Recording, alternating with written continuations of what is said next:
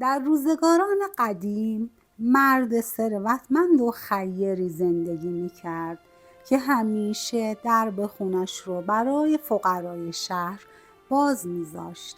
این مرد نیکوکار هر روز ظهر در خانه دیگ بزرگ پلو و خورش می‌پخت و به فقرا می‌داد. مردم بی‌نوا و گرسنه هم گاهن از مسافت‌های دور و نزدیک می اومدن تا از غذایی که او میداد بخورند. آشپزباشی او کفگیر به دست برای مردم غذا میکشید و توی ظرف اونها میریخت. بیشتر وقتها غذایی که پخته بود بیشتر از نیاز کسانی بود که در صف انتظار غذا بودند، اما بعضی از روزها هم جمعیت گرسنه‌های شهر اونقدر زیاد بود که آشپزباشی تا آخرین دانه پلو رو هم با کفگیرش از توی دیگ بیرون می آورد و به اونها میداد. در چنین لحظه‌ای صدای گوشخراش و ناامید کننده برخورد کفگیر به ته دیگ بلند میشد و کسانی که غذا نگرفته بودند میفهمیدند که غذا تمام شده و نباید منتظر بمونند. به همین خاطر با شکمی گرسنه به خانه برمیگشتند. به هر حال این داستان همه روزه جلوی خانه مرد ثروتمند اتفاق می افتاد و کسانی که در صف منتظر بودند تا غذا بگیرند معمولاً از کسانی که به غذا رسیده بودند میپرسیدند غذا هست؟ فکر میکنی به ما هم برسه یا خیر؟ جوابی هم که میشنیدند اغلب این بود که هنوز کفگیرش به ته دیگ نخورده، یعنی هنوز غذا هست و میتونید امیدوارانه در صف منتظر بمونید. مرد ثروتمند و نیکوکار از اینکه خونش پناهگاه مردم بی‌نوا و بیچاره شده بود بسیار خوشحال بود و خدا رو شکر میکرد. اما پسر این مرد ثروتمند هیچ علاقه‌ای به این کار پدرش نداشت و خیلی دوست داشت پدرش رو از این کارها منصرف کنه.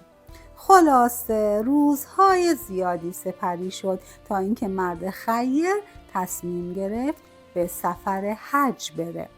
در اون روزگار رفتن و برگشتن به مکه چندین ماه طول می‌کشید. به همین خاطر تمام مال و ثروتش رو به تنها پسرش سپرد و پیچ و خم کارها رو براش تعریف کرد.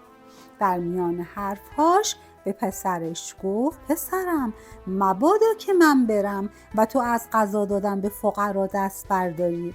تو باید مثل من هر روز یک دیگه پلو و خورش آماده کنی تا توی دستان به خونه بیان و غذا بگیرن.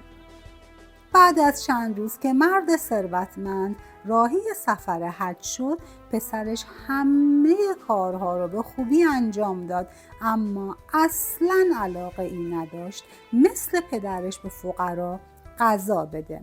اما به خاطر اینکه سفارش پدرش رو نادیده نگرفته باشه به بازار رفت و دیگه کوچکی خرید و به آشپزباشی گفت از این به بعد توی این دیگ برای فقرا غذا بپز.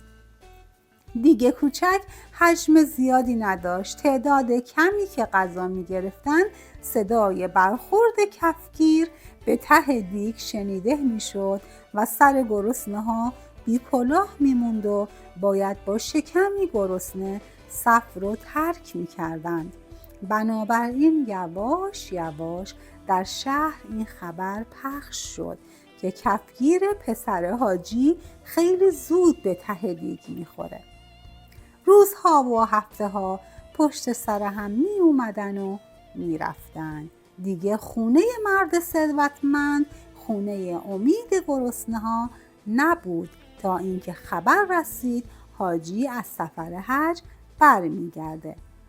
مرد ثروتمند از سفر برگشت و فهمید که پسرش چه دست گلی به آب داده. او خیلی ناراحت شد دستور داد که از اون به بعد توی 2 تا دیگه بزرگ غذا بپزند و به فقرا بدند. تهیدستان شهر از این خبر خیلی خوشحال شدند.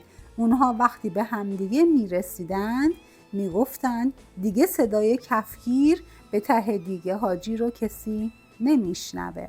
از اون روزگار به بعد به کسی که آهی در بساط نداشته باشه یا هر چه داشته از دست داده باشه میگن که کفگیرش به ته دیگ خورده.